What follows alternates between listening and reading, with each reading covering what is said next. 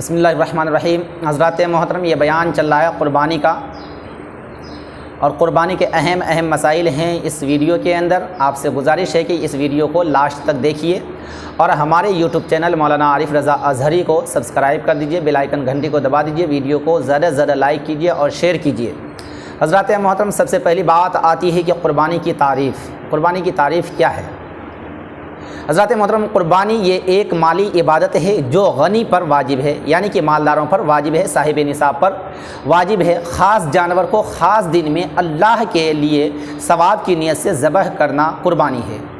यानी कि ये जो है मालदारों पर जो है वाजिब है, और ख़ास दिनों में यानी कि बकरीद के दिन ही, यानी कि बकरीद के 10वीं तारीख़, 11वीं तारीख़ और 12वीं तारीख़ को ये ख़ास दिन है, और इसी दिन को जो है ख़ास जानवर को, अच्छे जानवरों को इन दिनों में क़ुरबानी करना वाजिब है और ज़रूरी है। तो जानवर को ख़ास दिन में अल्लाह के लिए सवाब की नीयत से ज़बह करना क़ुरबानी है।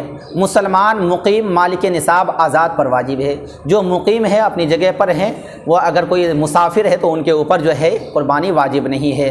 हाँ, अगर वो चाहें तो दे सकता है, कोई एतराज़ की बात नहीं, मगर उनके ऊपर वाजिब नहीं है, भले वह साहिब निसाब ही क्यों ना हो। अब क़ुरबानी किस पर वाजिब है?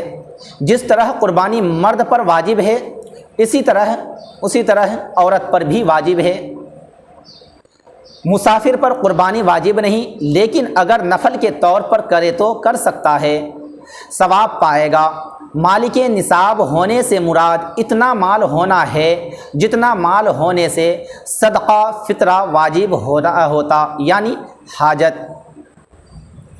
हाजत असलिया के अलावा 200 दिरहम यानी कि 52.5 तोला चांदी या 20 दिनार यानी कि 7.5 तोला सोना का मालिक हो तो वह साहिब निसाब हैं। जो शख्स 200 दिरहम या 20 दिनार का मालिक हो या हाजत के सिवा किसी ऐसी चीज़ का मालिक हो जिसकी कीमत 200 दिरहम हो तो वह गनी है, उस पर क़ुरबानी वाजिब है। हज़रात मोहतरम, अगर जिसके पास 52.5 तोला सोना, वो 52.5 तोला चांदी या उसकी कीमत, या 7.5 तोला सोना या उसकी कीमत है, तो वह साहिब निसाब है और उस पर क़ुरबानी वाजिब है। नहीं करने वाला क़ुरबानी गुनहगार है। अब हज़रात मोहतरम, क़ुरबानी का वक्त क्या है, कहाँ से कहाँ तक है, कब से कब है? 10वीं ज़िलहिज्जा की सुबह सादिक़ से 12वीं के गुरूब आफ्ताब तक है, यानी 3 दिन और 2 रातें, लेकिन 10वीं सब में अफजल है, फिर 11वीं, फिर 12वीं।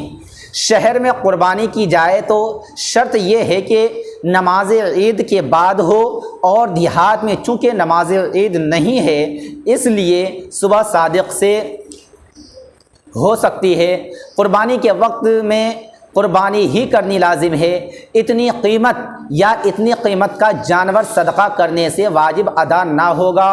क़ुरबानी के दिन गुज़र जाने के बाद क़ुरबानी फ़ौत हो गई, अब नहीं हो सकती। लिहाजा अगर कोई जानवर क़ुरबानी के लिए ख़रीद रखा है तो उसको सदका करे।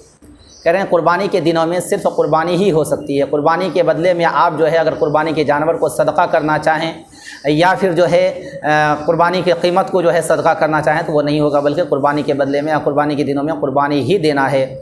और अगर क़ुरबानी के दिन गुज़र गए हैं तो उसके बाद अगर आप जो है क़ुरबानी के जानवर हो तो आप सदका कर सकते हैं या उसकी कीमत को सदका कर सकते हैं।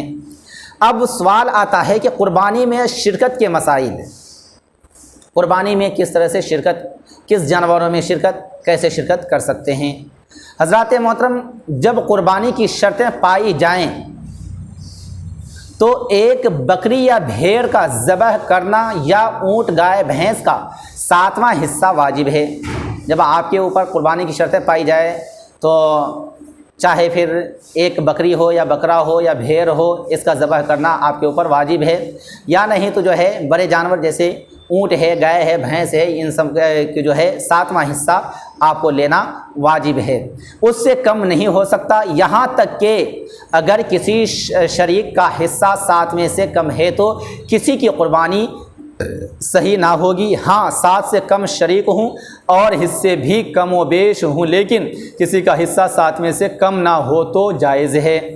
कह रहे हैं कि 7 हिस्से से कम हो तो चल सकता है, मगर हाँ उसका 7 हिस्सा ही करना लाजिम है, 7 से कम या बेशी हो तो नहीं चल सकता है। कुर्बानी के सब शरीक हो सकता है, कुर्बानी के सब शरीकों की नियत तकरीब यानी सवाब पाना होना चाहिए। जब आप कुर्बानी देते हैं तो सवाब की नियत होना चाहिए, खाली गोश्त पाना जो है नहीं होना चाहिए। और इसके साथ में अक़ीक़ा करने वाला भी शरीक हो सकता है कि अक़ीक़ा भी तक़रीब की एक सूरत है, यानी कि सवाब की एक सूरत है। तो लिहाजा ऐसी चीज़ों पे हमें ख्याल रखना चाहिए, इन तमाम बातों को सुनना चाहिए और वीडियो को ज़्यादा से ज़्यादा आप शेयर कीजिए। हमारे यूट्यूब चैनल मौलाना आरिफ रज़ा अज़हरी को ज़्यादा से ज़्यादा सब्सक्राइब कीजिए, अपने दोस्तों से जो है सब्सक्राइब करवाइए और वीडियो को शेयर कीजिए। अस्सलामु अलैकुम व रहमतुल्लाहि ताला।